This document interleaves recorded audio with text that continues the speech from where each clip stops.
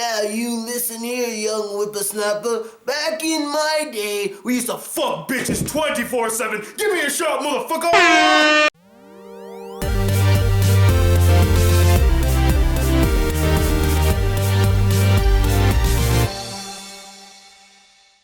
Hey guys, the Black Critic Guy, and I'm here today to review the new comedy film, Dirty Grandpa. So Dirty Grandpa is about a guy named Jason Kelly, played by Zac Efron, who's pretty much a party pooper. He has a stick up his ass, and he's so proper and nice, all that boring shit. And after the death of his grandmother, he travels with his grandfather to Florida so that his grandfather can get some punani. Yeah, he wants to get his dick sucked. And all the wacky, ridiculous, over-the-top shit that they get into in Florida. Now, to be honest, didn't know what to expect from this film. I mean, from what I saw in the trailers, it had a 50-50 chance at being entertaining and hilarious, or being really bad and incredibly awkward, seeing Robert De Niro and Zac Efron going down to Florida, doing all these crude and disgusting things, and Robert De Niro having sex with a college girl. I mean, it really could have been a colossal train wreck, or it could have been comedic gold.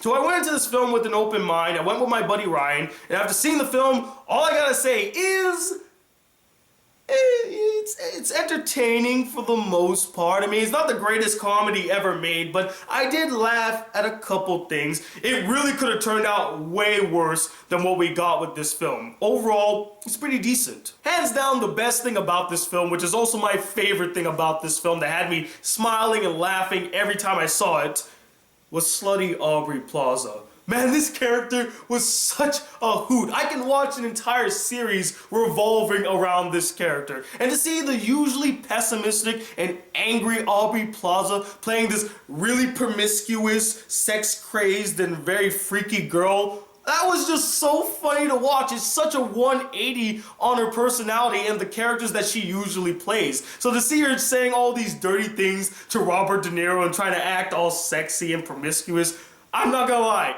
I was laughing out loud constantly. And the film has many hilarious moments scattered throughout the film that will make you laugh out loud. Like, there's a scene with Zac Efron's character at a party that was just really over the top but freaking hilarious. Even Robert De Niro has some funny scenes here and there. Some of the conversations that he would have with Zac Efron's character, or things that he would say to other characters, or things that he would just do in the film, made me laugh. Now, I will not deny that the comedy in the film is very lowbrow and sophomoric, relying heavily on penis jokes, fart jokes, sex jokes, stereotypes, vulgar language, old people saying crazy shit, things that a bunch of teenagers and 20-some-year-olds would find outright hilarious. But it is really funny, so I can't say that the film didn't make me laugh, because it really did. Like, some of these jokes were pretty funny. And if a film that's mainly a comedy can make you laugh, then it's done its job. But its humor is a bit hit or miss. Some of the jokes in the film hit bullseyes and make you laugh, while other jokes in the film either drag on for way too long or are just extremely awkward and just miss the mark entirely. Like, there's this one scene where Zac Efron's character walks in on Robert De Niro jacking off.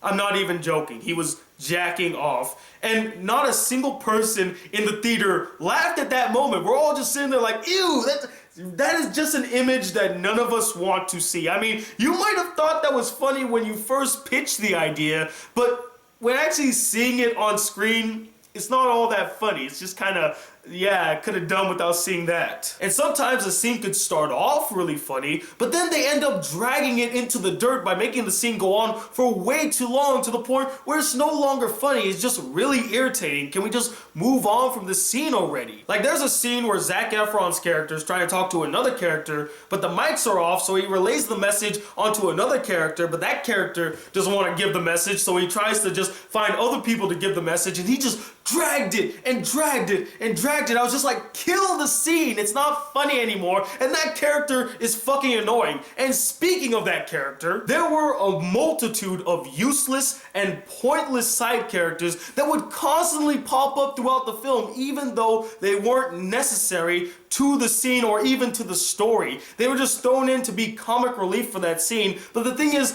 their comedy came off as incredibly forced. Like, we didn't need these characters in this particular scene. The side characters that annoyed me the most in this film were these two Daytona cops. My goodness, were these characters so irritating, and they were never funny. No matter what they did in the film, I never laughed, and I was just like, oh my god, do we have to bring these characters back again? And the last issue with this film, which is the most obvious one, is that the story is incredibly cliche. I mean, it's the whole not living life to the fullest / follow your dreams / marrying the wrong girl type scenario, where Zac Efron plays this tight ass who doesn't really live life. He's kind of sleepwalking through his life as his grandfather tells him, and he kind of learns to like let loose and live a little while he's going on this trip with his grandfather, and he kind of reconnects with this one girl that he met in a photography class and realizes that he's building a strong bond and connection with her, even though they have no real chemistry. Honestly, throughout the film,